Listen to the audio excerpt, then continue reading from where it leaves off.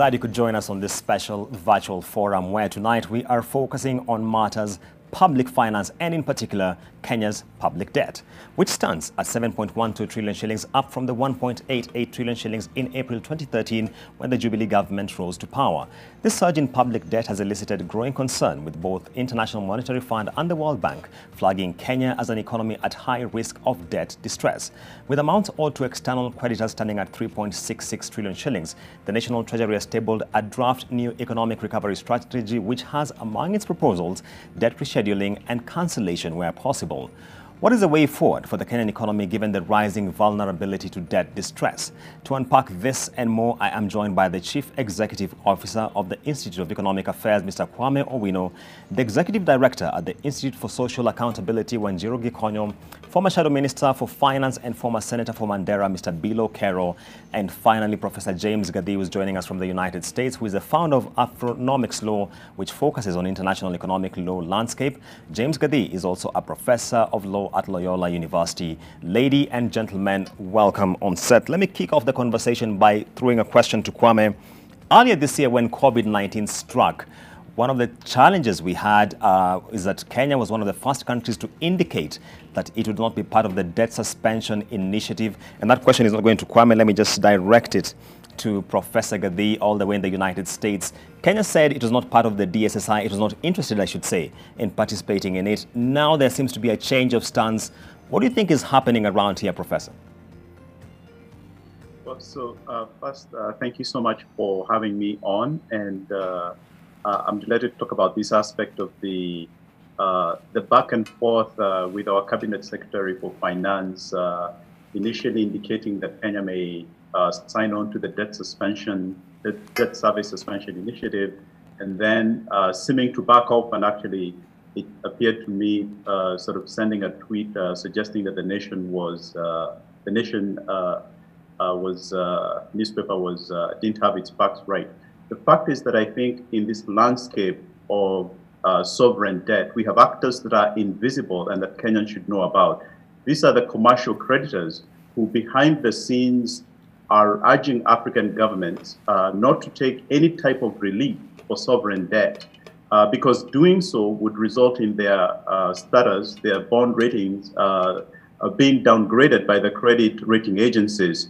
So there's a very big conflict of interest between, on the one hand, these sovereign commercial lenders who are lending our governments and the credit rating agencies that are acting in concert to make it very difficult for our government, not just our government, but the Senegalese government also backed off from participating in the debt service suspension initiative, so that they could get a temporary reprieve from paying interests on loans, primarily to bilateral lenders.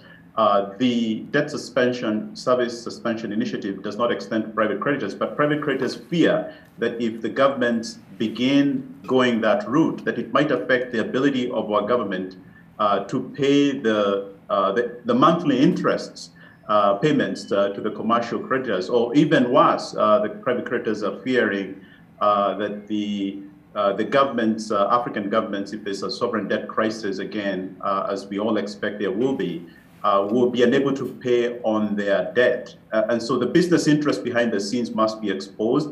Kenyans must know that the commercial creditors really don't want any African government to default, like Zambia has already defaulted, because their interests, this is inconsistent with their interests. Let me hold you there, Professor, and cross over to Kwame, and just latching on to what Professor has been talking about. In their defense, one of the things the CS Treasury will tell you, as the professor has indicated, is that our credit rating will be undermined by such a move. And the fact is this: we have a budget, for example, in this financial year where we have about 1 trillion shillings in deficit. Definitely at some point we will be going into the commercial market. You certainly want the optics to be good as far as that is concerned. Kwame, how do you see us positioned as far as this issue of the fundamentals vis-a-vis the optics that Professor is talking about is concerned?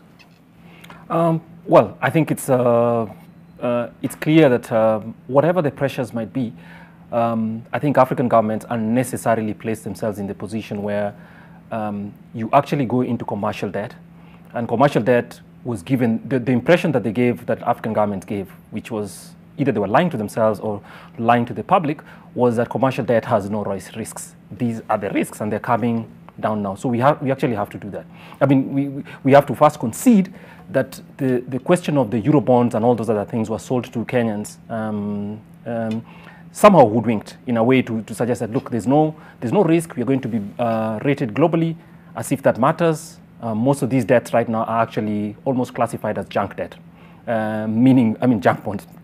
Junk debt, meaning basically you're in a position where your debt is actually very poorly ranked, but more importantly, your ability to pay is being questioned given that ranking. I think we're just going to have to take our medicine.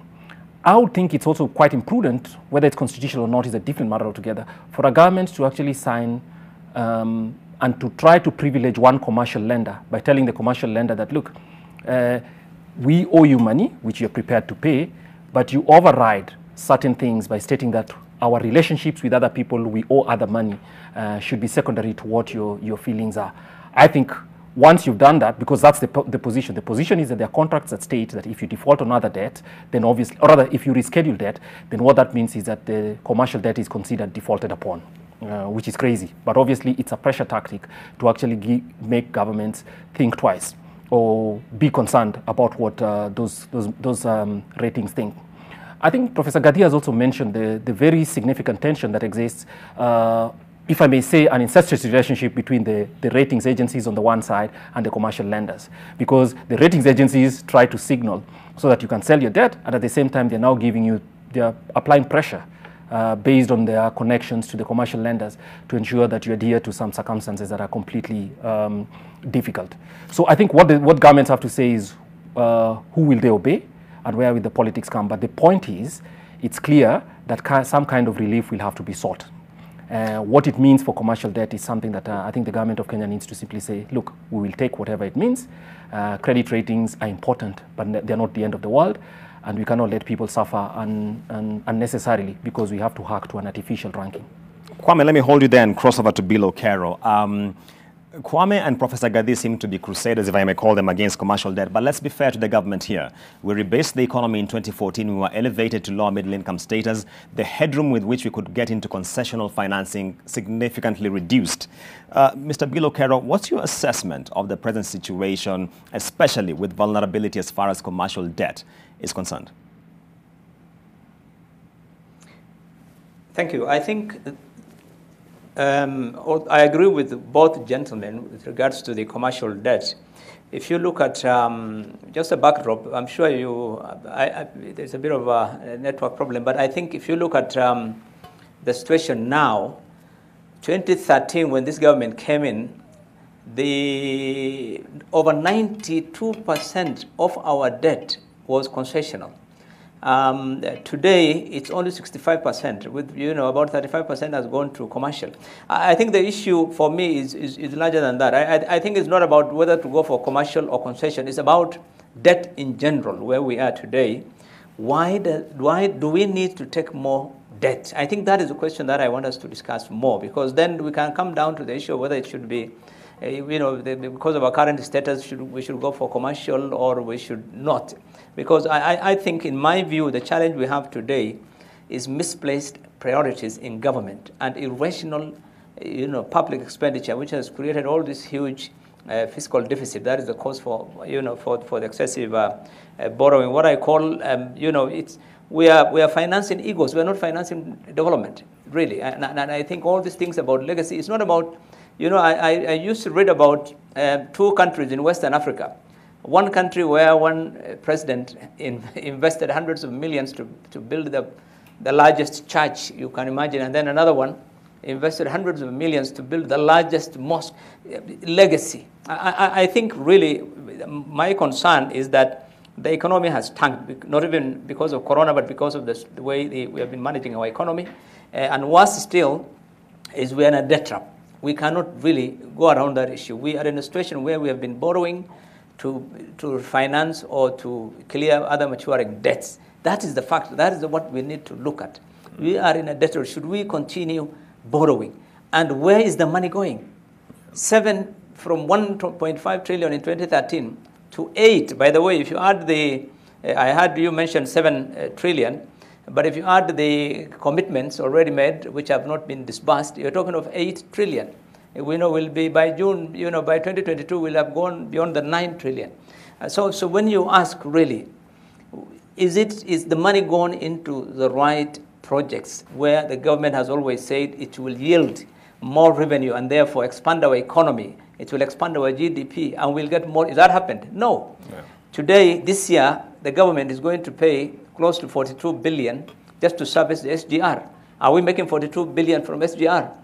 On the contrary, we are making our lives more difficult because for every item you import into this country, you have to pay 1.5% in order to support the SGR. Yes. Raising the cost of living and making things more expensive. Yes. We have spent 48 billion in Lamu building baths for projects that have not taken off for the last 10 years. We have spent more billions in other, grand programs that have not taken off, and all those dams and big kulalus and what. I think the government really, in my view, needs to cut down. The issue is about spending. Yes. Needs to look itself in the mirror and stop spending. Because this money is not going into the right place, and we will continue borrowing, whether it is concessional or not. It doesn't help. Mr. Bilo, let me hold you there and cross over to Wanjiru Gikonyo. Wanjiru, Bilo is asking, do we really need to continue borrowing? And the point that could emerge here is that if you look, for example, at our consolidated fund bill alone, which is mandatory whether you like it or not, the debt service obligations, the wage bill and the pensions could easily wipe out something close to about 80% of what we mobilize in tax revenue.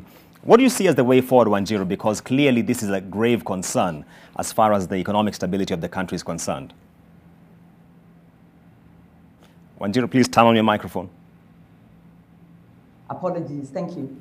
I completely associate myself with what the gentlemen have said. We are in this debt trap because of imprudent decisions that were taken around commercial debt, financing unproductive projects, and there's an issue of corruption, possibly even the issue of odious debt. So what do? We also have a problem where, yes, we agree that the recurrent expenditure has grown quite a lot over the past 10 years. But right now, because of the corona crisis, the thinking is you really don't want to have very strong curbs in terms of especially touching on recurrent expenditure. This is what happened with the structural adjustment programs. And if you read the language, there's a recognition that, no, you don't want to curb essential spending of government. You do want to curb non-essential, especially around infrastructure. But then this comes back to the question you asked about relief. Debt relief is imperative. We don't, the question is, we're in a debt trap. It's going to be painful, and government should be saying this is going to be painful. And the question is, who is going to pay? And as long as government prevaricates and does not go for the DSSI, does not engage even the commercial lenders, because Argentina engaged their commercial lenders. We have an example that's also been cited of Chad having engaged commercial lenders in 2017 and been able to restructure commercial debt. As long as government doesn't do that, they are coming back to Kenyans. And that is why you're seeing, despite 2 million Kenyans going into poverty, despite 1 out of every 3rd business closing down because of the coronavirus, despite household incomes dropping by 50%, we are then seeing government saying they are going to lift relief. Initially, they were going to lift the relief on pay-as-you-earn and VAT. Yes. Obviously,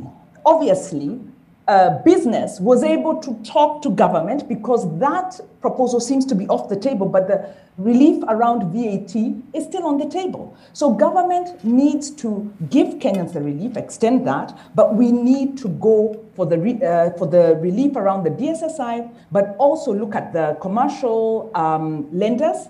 But also then the question becomes, if we go for relief, where does it go? Now the problem is, of course, like you said, the information we have around DSSI is from international media. Yeah. It's not from government. No official communication. Right now, we are in a crisis, in a debt trap. We need clear communication, we need decisive action, and we need accountability. Unfortunately, we are not getting that from government. Wanjiru, let me hold you to that point, and just as we take a quick break, let me mention that indeed the government has a new draft economic recovery strategy where it is targeting debt rescheduling and cancellation where possible. We'll be right back with a lot more on this subject. Don't touch that dial.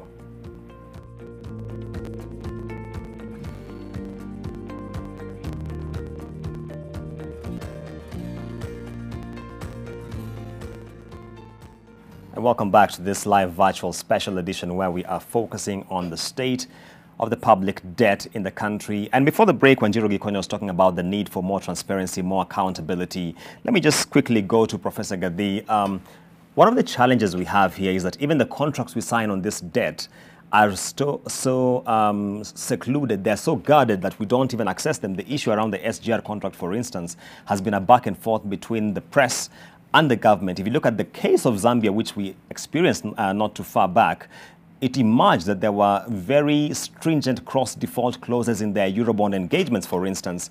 How do you think we should go forward with this matter of disclosure and public knowledge on what exactly the taxpayer is being signed on to?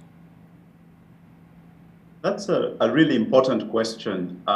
We know that the government does not want us to see the contracts. We know the lenders don't want us to see these Eurobond contracts or any other lending contracts. But we know for a fact a couple of things. One, under international law, governments can never declare bankruptcy like corporations, like individuals. That means that the only means by which we can get relief, especially from commercial creditors, is if they voluntarily agree to restructure the debt. But the contracts are written so stringently that they don't permit any opportunity for default. It's a long story about how this all came into being. Any simple default, including, for example, participating in the DSSI, as we were saying before the break, might constitute an occasion for default and therefore for enforcement of the debt in courts in Europe and in the United States. They could, they could decide, if Kenya Airways flies into, New York, they could capture our airplane to satisfy the debt. These commercial creditors, they are really very strategic in the way that they do this.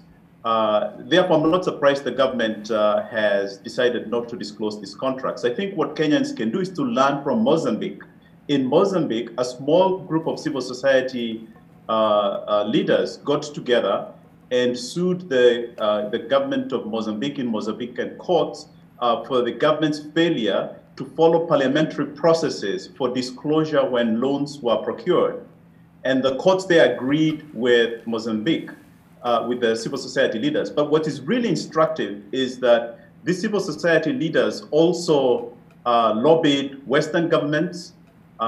They shamed these multinational corporations because they hadn't followed the processes, the proper processes for getting those loan contracts. And a good case of that would be, I guess, the SGR contract. And the third and final thing I want to say that would be very helpful is to get an audit of these loans, which the Mozambicans managed to have done and which the IMF followed through on. And connected with this is the question of the role of these international financial institutions, because they act also in concert with the commercial creditors. Okay. So, for example, in the Mozambican case, they kept saying that the IMF, the International Monetary Fund, kept saying Mozambique could had the wiggle room to continue borrowing even when it was clear the debt wasn't sustainable. Yes. And if you look at the cabinet secretary, our cabinet secretary's statement of 1st of December this month, there's a whole portion on it where he talks about debt sustainability analysis, DSA analysis done by the International Monetary Fund, yes, which basically is a signal to commercial creditors that that Kenya is a viable place to continue lending. And what I would encourage Kenyans to do is to also question the role of the International Monetary Fund, particularly in the way that it calculates what they call the debt sustainability analysis. Yes. Because that basically gives the Kenyan government the license to continue borrowing, or the sort of the argument that they haven't borrowed too much. Well, we know, based especially on this the African censored documentary that has just come out, that this is really hitting Kenyans, ordinary Kenyans, in ways that are really invisible, but unless we sort of disclose the connections between sort of these international actors and our government. So it's an alliance of our government, these international monetary fund people, the commercial creators. We must expose all those connections, because unless we see the entire picture, those invisible actors will continue to enforce their rights based on those contracts in foreign courts to our detriment. So my point is that we have to see the entire picture, both domestic and international. Let me hold you there and cross over to Kwame. Kwame, one of the issues which has emerged in the recent past, a bill has been tabled in Parliament, and that is the Public Debt Management Authority Bill. And one of the provisions prescribed there is that at least we should have publication of the external debt register to give us the full detail of whom we are borrowing from, at what terms and for what duration. Kwame, do you see this as a step in the right direction? Well, it's a good thing that there's a public debt management bill. I think that's a good thing. But the requirement for the disclosure is superfluous, because the Constitution already requires that. And what should happen is that it's upon Parliament to actually ask for the degree of disclosures that it will insist upon before it can discuss that and actually clear. Because every year there's supposed to be a debt, a report on public debt and who is owed and what the quantum is. So, and faithfully, of course, the Cabinet Secretary for the Treasury presents that. Unfortunately, Parliament never asks for sufficient detail or never insists on more disclosures than what is available. So if you're going to provide that in a law, that's good, but it's superfluous, because I don't think it adds anything that you do not have in the constitutional requirements anyway. So that's part of it. And I think this also reflects the fact that, if you ask me, we wouldn't need a debt management bill, because actually the Constitution and the PFM have significant prescriptions about what the budget process is and how you pay for budgets. So, I mean, how we make payments for all the under the consolidated fund services where debt falls. So creating another bill, I think, is just to create a new process, creating new institutions, and I think we'll have this woolly mess of institutions all doing all manner of things. So the missing point, in my view, is that Parliament has failed to hold the Cabinet Secretary and the Executive completely responsible and completely accountable in terms of debt, the quantum, and how much is being paid. So having another bill, in my view, doesn't add anything that is not already available if you think about what Parliament has and the powers that it has to actually call on disclosures. Wanjiru, to come to you and your thoughts on this issue of the Public Debt Management Authority Bill of 2020, which has been tabled in the floor of the House. What do you think about this? Do you see it as a step in the right direction, or we are just pretending to be making some steps here and yet we are not committed to the cause?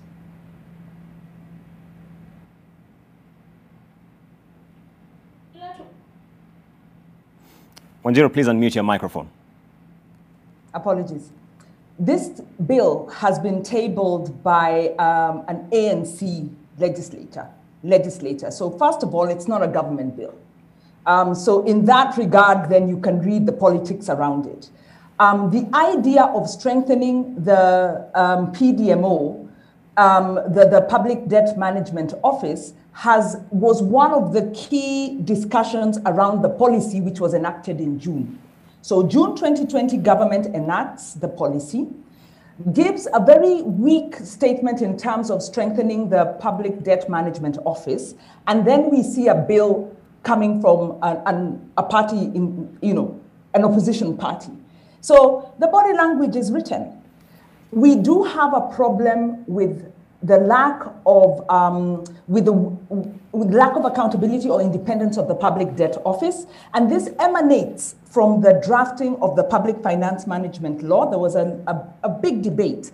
In fact, properly speaking, debt was supposed to be managed by a council that had an intergovernmental eye to ensure that the borrowing of the national government does not impact the county's ability to borrow and the county share of revenue, because this is what has happened. So there is a problem in law. But the bigger problem, like Kwame says, is because government doesn't follow the law.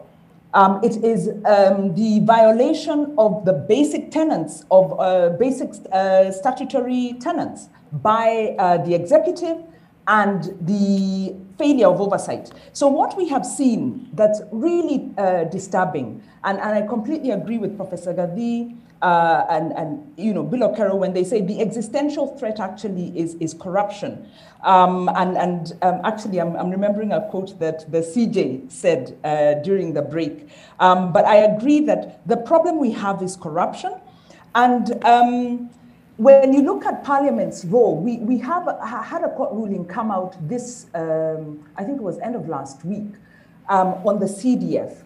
And what we argued in court, and the court agreed with us, is that Parliament has a perverse incentive to grow the budget so that they can get more in terms of CDF, so that they can get more in terms of what goes into the Parliamentary Service Commission, so that they can get more as a percentage that goes to Parliament. So we have, you know, we gave Parliament the power of the purse, thinking that they would check the executive. Instead, they have become a liability that has allowed government to then procure debt that has really run our economy to the ground. So that, yes, we do need to change the law, but the bigger problem we have is that we have a captured parliament. Yeah. And then the last point, just to something you mentioned about the ERS, the Economic Recovery Strategy. Yes, it talks about relief, it talks about restructuring, but it has no details. And the devil is in the details. What are we getting relief for? Where is that relief coming? Where is that relief going to? What are we restructuring? And how do we ensure that we are not then getting relief for odious debt? The ARS is fine, it's got good statements, but it lacks the detail, Julians, that can allow us to hold government to account, or that we can, you know, have some meaningful promise. So right now, government is saying one thing, but their body language is saying it is business as usual, and we are in a crisis, and what we need is for government to accept, or I think Professor Gadi has given us the strategy. And as civil society, we are part of the Okwa Uchumi Coalition, and I'm very happy to be on this program and to hear these wonderful things being said by Professor Gadi that we've been thinking about, because our politicians have sold us, and we have to accept that we need to step in and do something, because we're in free fall. Let me cross over to Kwame. And Kwame, I want us to look at the profile of our domestic debt just for a minute. In June 2015, T-bonds accounted for 63.5% of our domestic debt. T-bills were at 32.4%.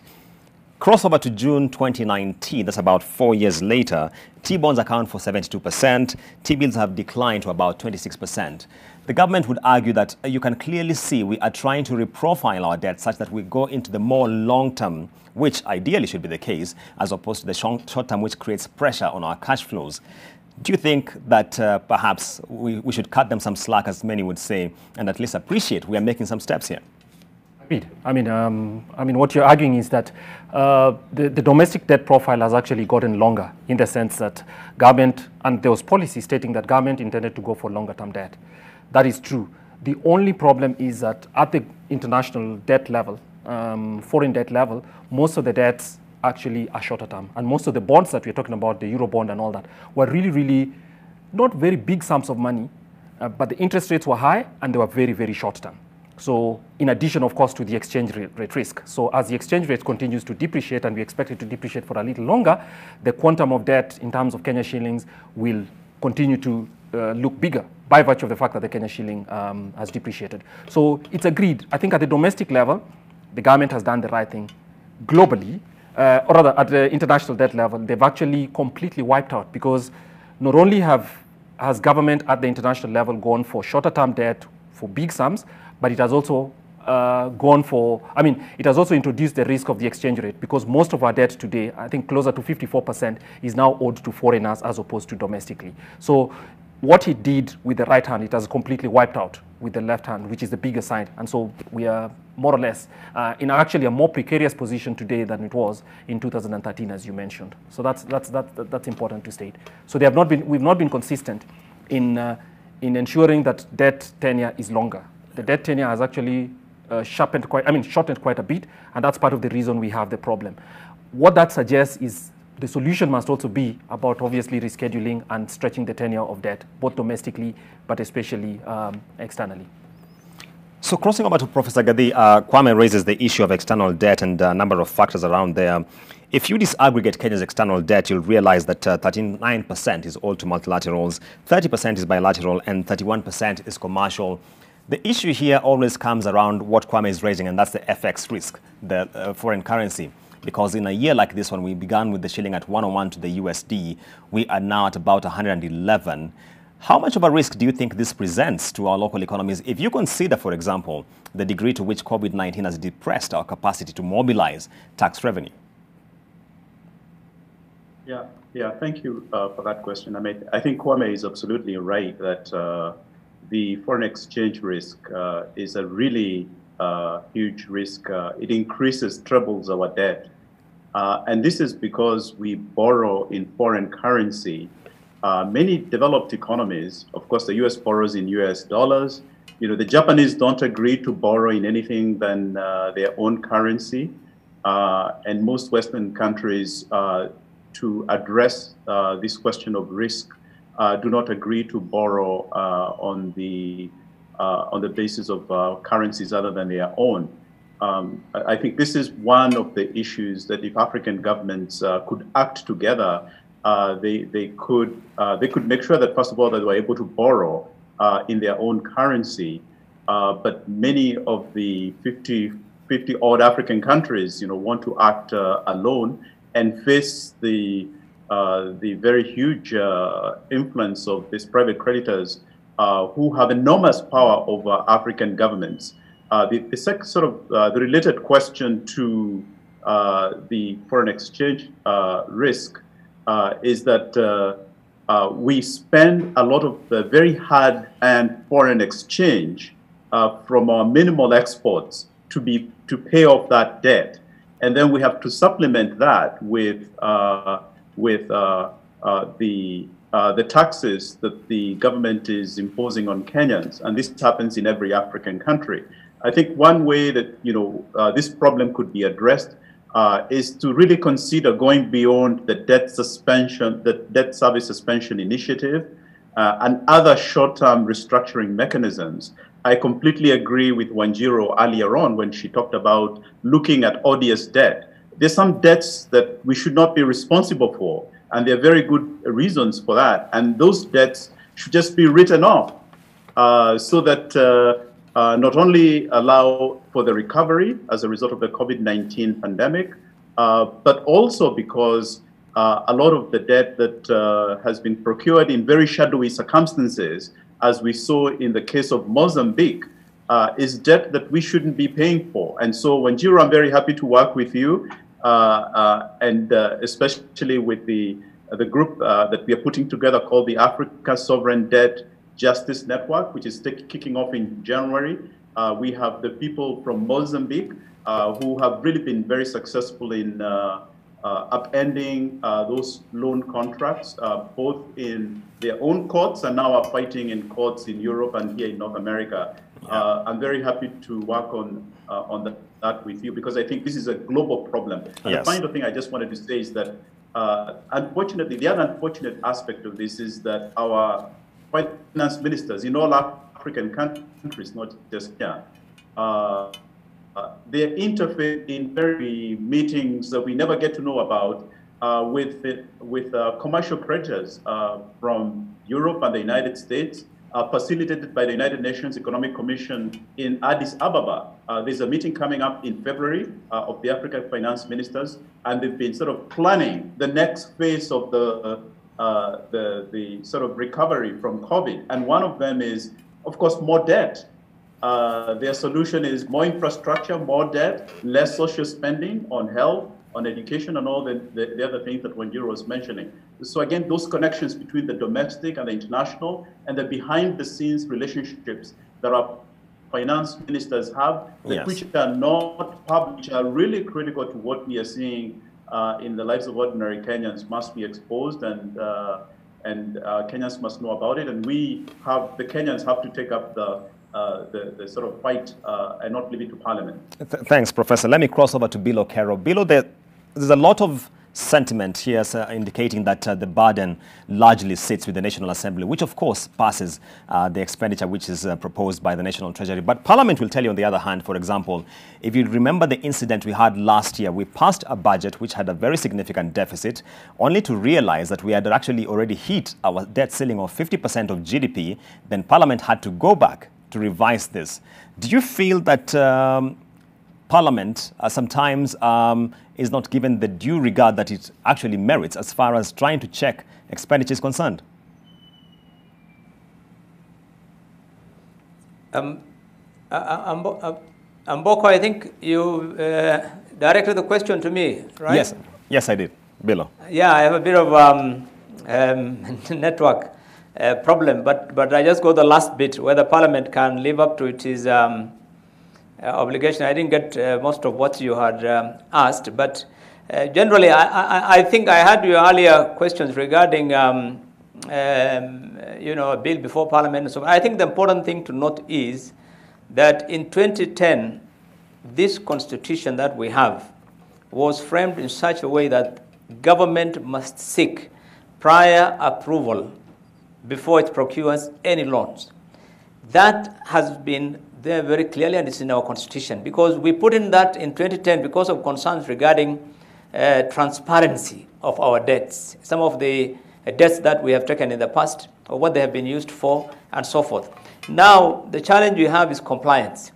And the reason why we have compliance, I think it's well known that today Parliament, it's really become an appendage of this constitution, of the executive, and so nobody looks seriously at the issue of debt or even accountability in terms of actually the holding government to account. I think that is the biggest challenge. So I don't really think that Parliament would be able to play its role effectively in terms of holding the government to account or in terms of really challenging the government. Today we have Parliament which in effect is happy to do anything the executive wants as opposed to demanding questions or finding out why the government must do. Let me give you an example. Our revenue this year is projected to be about 1.6, maximum 1.7. We are going to pay, according to the government, this year almost close to $1 trillion, about 905 billion, close to $1 trillion shillings in servicing, the total servicing of debt. That is about 60–70% of our total revenue. It's a question of sustainability. We cannot sustain debt. At the same time, the government, which is spending more than 70% of its revenue in servicing its debt this year, is taking another $1 trillion this year. And so this is why I keep saying that unless Parliament, which unfortunately is not the case, unless Parliament really rationalizes expenditure of the government and addresses the issue of spending, public spending by government, we will not get out of this situation. And that is the bottom line. So all these songs about, the BBI supporting, government to do whatever they want, I think we are sending this country over a cliff. And soon we are going to be in a worse situation than what we have seen in Zambia and other countries. And I think this for me is a matter that leaders, not just Parliament, but all these leaders who are aspiring to lead this country must take an interest in. Because if you become a president tomorrow or a prime minister, forget about doing anything. You will be struggling to refinance or to service the debts we have, and you will not be able to achieve much in terms of trying to develop this country. And I think this is why, in my view, really, the question of our priorities in terms of development, because today we are nobody, the Ministry of Planning, that used to be there. Government used to have planning. And Treasury was focused on the blueprint of development, of government that is approved by Parliament and so forth. It's not the case. Yeah. Today the executive wakes up and says, I want to do this project, it's my legacy. Or I love this thing, I want something here. And you have to borrow money and to do it. And I think the reason why we have gone for commercial is because of that. Because for commercial it's easy to procure the loans. In addition to the other challenges of accountability and so forth. But I think, in my view, it's not just about Parliament, but it's time Kenyans really held the entire leadership of this country to account. Anybody who's aspiring to leadership, that the path we are taking is the wrong one, and that we should not allow this country to go the way it is going, because we are going to pay a price tomorrow. Right, and that point by Bilo Kero takes us to a short break. We'll be back with the tail end of this conversation. Stay tuned to NTV.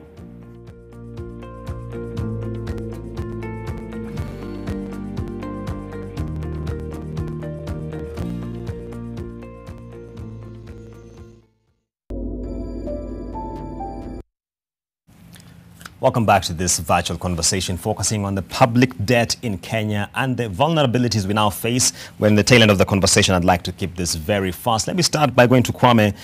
Before the break, Professor Gadi, or rather, Mr. Bilo Kero raised a very important point. That this is not just about Parliament and the executive. The public has to be engaged in this. And to be fair to the government, the budget cycle in Kenya is pretty protracted. You go through a number of stages. For example, we've just gone through the final budget review and outlook paper. The estimates were there. The Treasury invited comments. Did you feel the public engages the state agencies enough on subjects such as the public debt management, Kwame? No, I think not.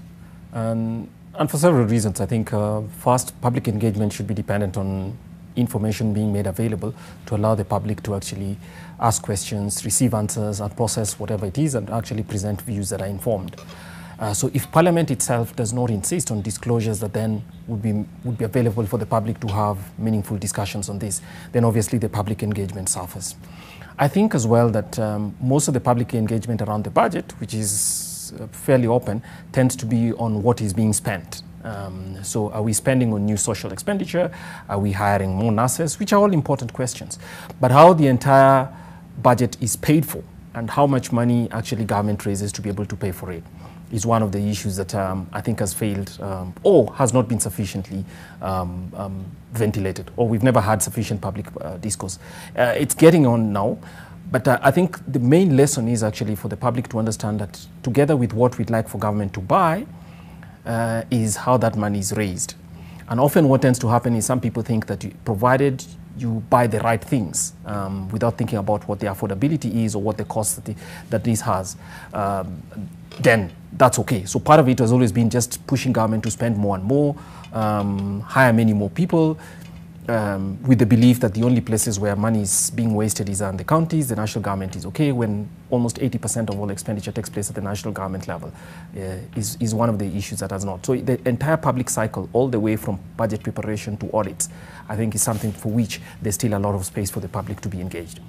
But Kwame, just to stay with you before I cross over to Wanjiru Gikonyo, one of the things that has been done in the recent past, and just to go back to the issue raising about expenditure on one hand and revenue raising on the other hand, is to ensure that ever since the last financial year, now we have the budget being tabled as well as the finance bill being tabled almost simultaneously, so that as you look at the expenditure side of the budget, you are commensurately looking at the revenue side of the budget. Don't you think, to be fair to them, they're making some steps here? No, that's definitely true. I mean, and this is a problem that's been there for forever, where we have Parliament passing a budget, or rather passing expenditures, and then having to deal with the revenue, the finance bill, sometimes as much as 2 or 3 months later. And all they say is that, look, we already passed the budget, but we didn't know how it was. But is that,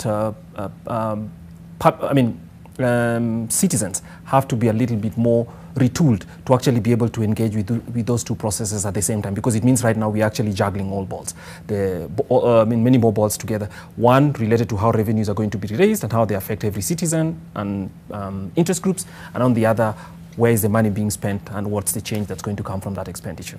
Yeah. Let me cross over to Bilo Kero, just to skip Wanjiru for a moment. And Mr. Bilo, one of the things you asked is that should we continue borrowing? And of course, Treasury will tell you, but now we are replacing commercial debt with more concessional borrowing. For example, if you look at this current year, the terms we're getting from the World Bank, IMF, interest rates of about 1.5%. Do you think this argument flies for you, that we are now tapping into more concessional financing? I think going for concessional loans would mean restructuring, and restructuring means there'll be more painful changes that will affect the public. For example, IMF, World Bank, those guys will not give you money unless you submit to their conditionalities, and some of those conditions would include raising more taxes so that you can balance your budget, because they will not, the main thing they will deal with is the fiscal deficit. They will not allow 8-9% annual fiscal deficit. So that would mean more taxes. This is why you see the government now going for you know, the minimum 1% tax. They are now thinking of unemployment tax. Already we have so many other taxes. Then the next would be a wage freeze and employment freeze.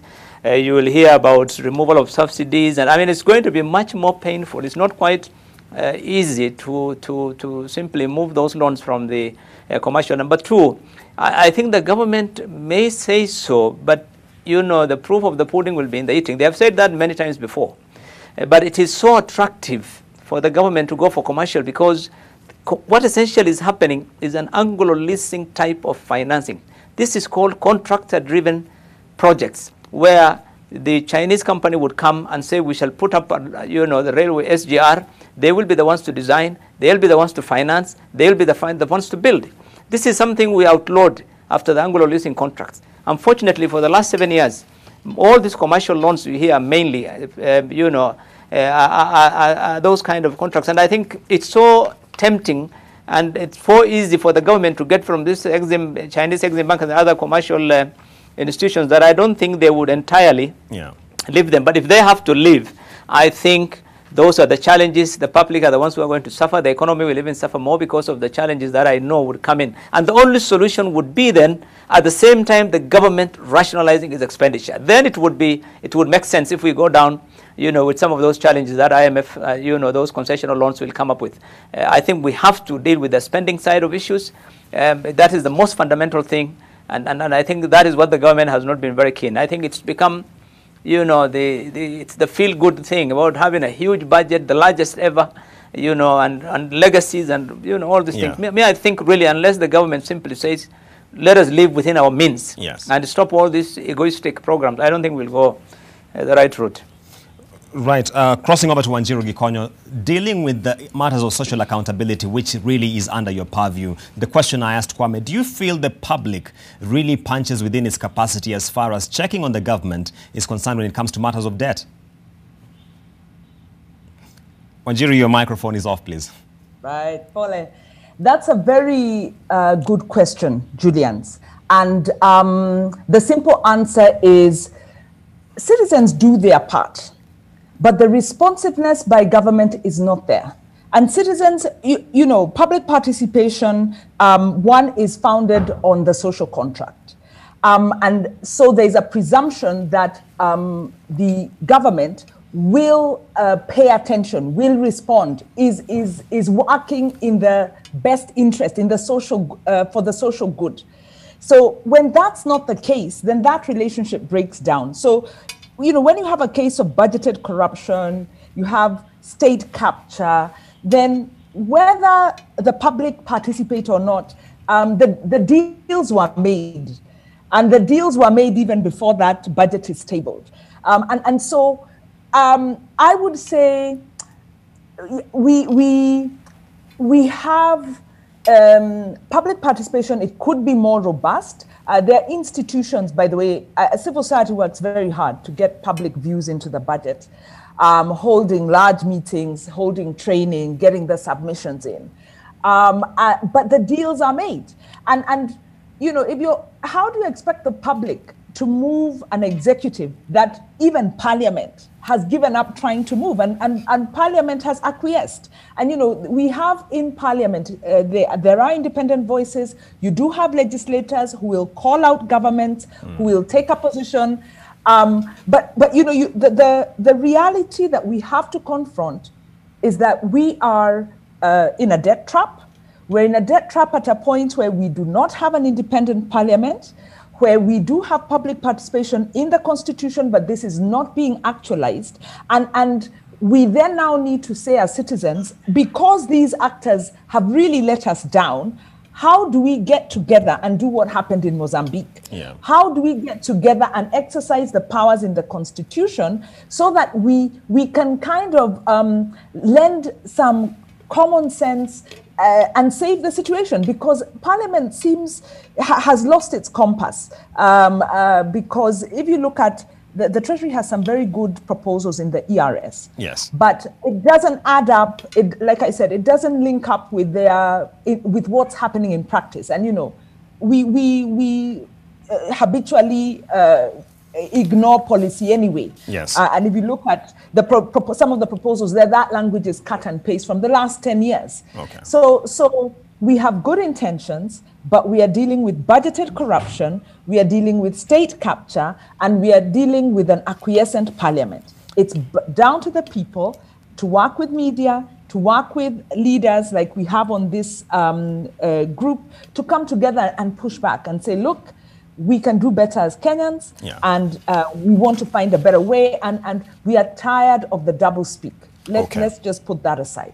All right, let me cross over to Professor Gadhi as we get into the closing remarks, really. Professor, there are a lot of concerns around some of the agreements that Kenya is getting into, particularly on the bilateral trade front, and what this could mean for the country's debt position and economic sustainability.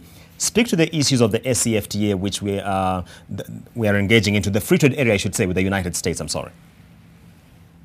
Yeah, thank you. That's a really important question. So first, I agree with all the panelists that the citizens must make sure that we hold all the institutions accountable.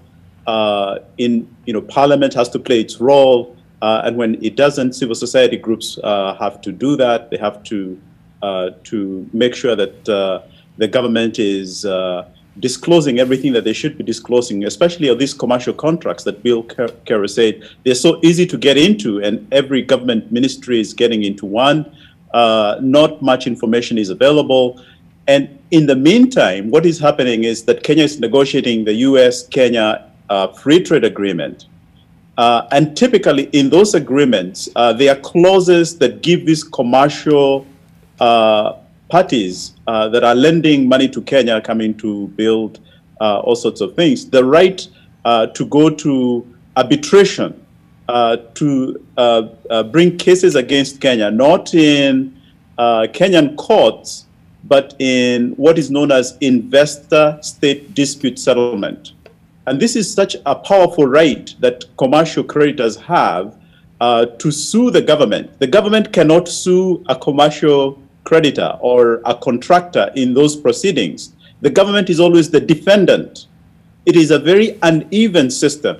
The US government does not agree to have clauses like that that allow people to sue US companies, but it does it for countries like Kenya. And so as we negotiate this US-Kenya free trade agreement, I think civil society groups must be aware that this is where we are really going to, if we don't keep our eyes on the price, this is where things are going to get worse, because these commercial creditors are going to sue us in these proceedings. And so, I mean, the last thing I would say that is that now there's a new US administration, and I think that civil society groups should ask for a moratorium on that agreement, because there are many other issues we know unrelated to this issue of debt that this agreement raises, that the Trump administration has been negotiating secretly with Kenya. So I encourage the civil society groups to also pay attention to this, because it's going to worsen our debt issue. Professor, let me respectfully hold you there and cross over to Kwame. I'm told we have about 5 minutes to close the show. Kwame, one of the concerns out here is that we might likely have to revise again our national debt ceiling from the 9 trillion shillings which we adopted last year, from the 50% of GDP which was there before. Very quickly, what are your thoughts on this, Kwame? Well, I think it's this dance. You see, for as long as we set the debt ceilings to be breached, I mean, then obviously we could set it next at 12 trillion because it was 9, and Parliament allows it. And of course, there was also a change fast from whether it should be a nominal number or as a share of GDP. As soon as we knew that we'd gone over 50% of GDP, it was changed to a nominal number, and 2.5 years later, it's clear that within a year it'll have to be changed again. I'm not even sure that setting debt in that, I mean, one figure arbitrarily set or the other really matters. And all this shows you why Parliament is failing to do its own job. And the job should be, every time a debt comes in, it should have a set of metrics or a set of qualities that it uses to actually assess debt, irrespective of what that is. And the priority for this time is actually not necessarily debt to GDP ratio, which is also very high, but specifically to actually ask all debt that must be assumed, what does it do to debt payments in the medium term? Yes. Because the default is almost certain to come. Whichever, whether it comes by agreement or it actually comes in the way it did for Zambia, it's certain to come. So the most important thing to ask ourselves is, how do we raise the debt tenure to some place that's as safe as it was in President Kibaki's time, which is, I think, about 26, 27 years. Right now, it's come down to less than 20.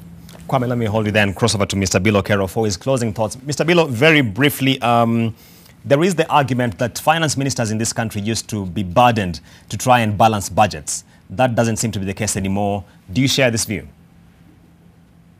Yep. It's true.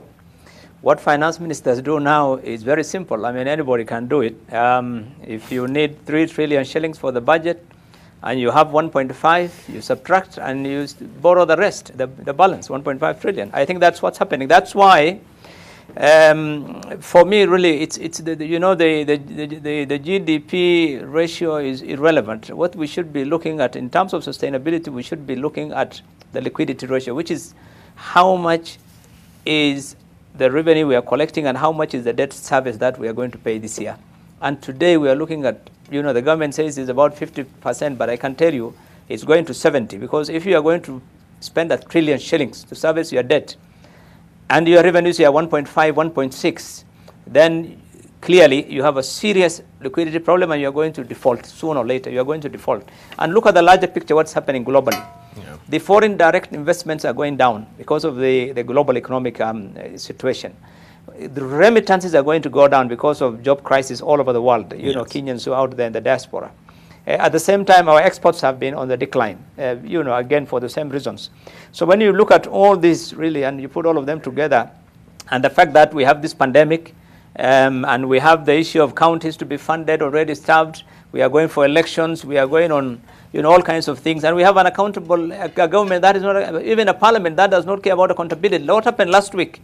Last week when IBC said they need 240 million to finance, the verification of signature, the chairman of the budget committee of the National Assembly told Treasury, pay the money. We'll answer the questions later. In that kind of attitude where you spend the money and you'll deal with the consequences later, I can assure you we are in crisis, I have to hold you there, sir. Wanjiru Gikonyo, very briefly, your closing thoughts on this subject. We need to revisit the Paris principles: inclusion, ownership, partnership, and accountability. And our IFIs, working as partners of government, have actually ignored these principles and allowed this situation to get out of hand. So there's liability around the IFIs. We need to go back to inclusive development. We need to push back against this infrastructure-led kind of fundamentalism that has driven a lot of African countries into unsustainable debt. And then citizens need to wake up. So please, we invite you to join Okoa Uchumi Coalition so that we can work together and push back against this. Thank you. Right. Many thanks to my panelists. Many thanks for watching and being part of this conversation. Clearly, there is never enough time to discuss matters public finance. We shall continue focusing on these issues, whether it's debt, taxes, widening the tax net. Remember, in January, we have a couple of new taxes kicking in, I should say, including minimum and digital services tax. So stay tuned to NTV. We'll be shedding more light on these issues. We are now getting ready for the news with Oleg Barros.